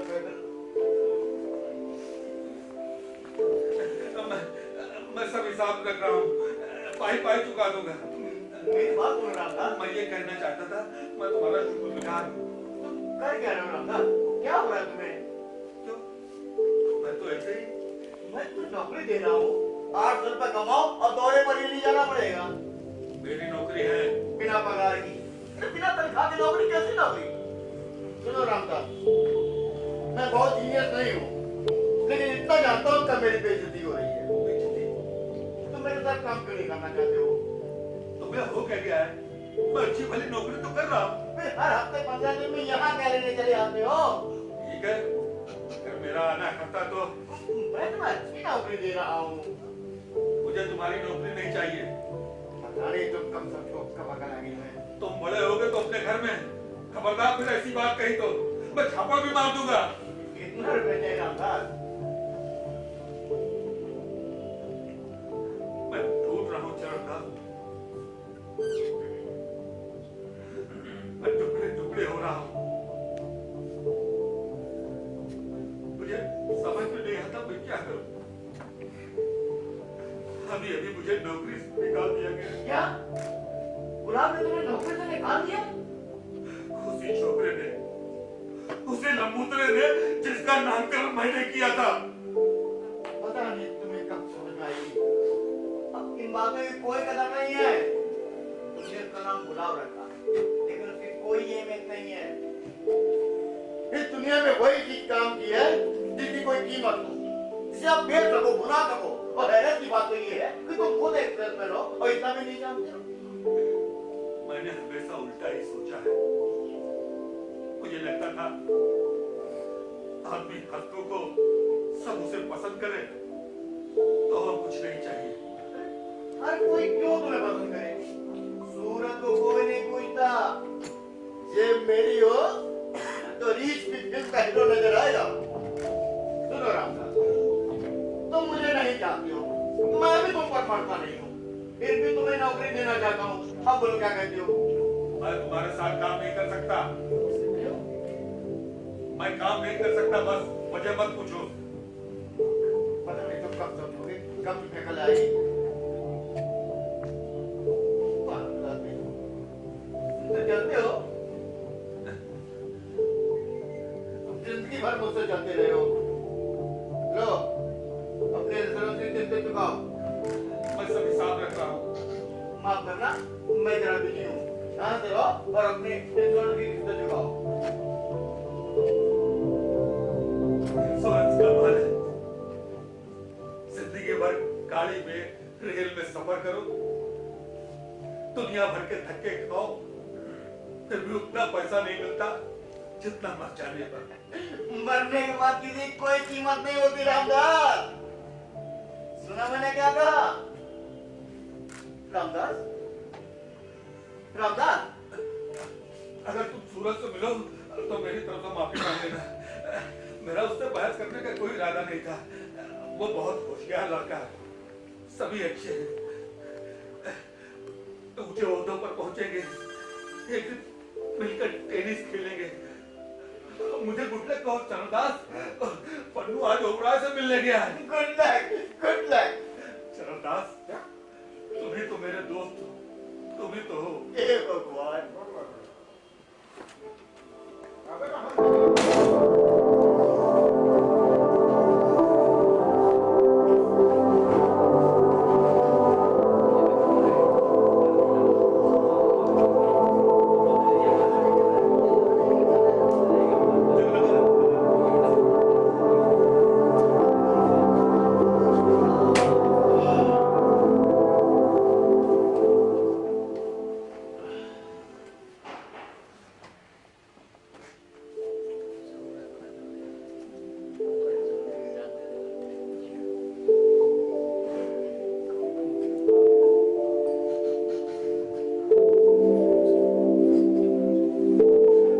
अरे रहने दो कपूर साहब, मैं ठीक कर लूंगा।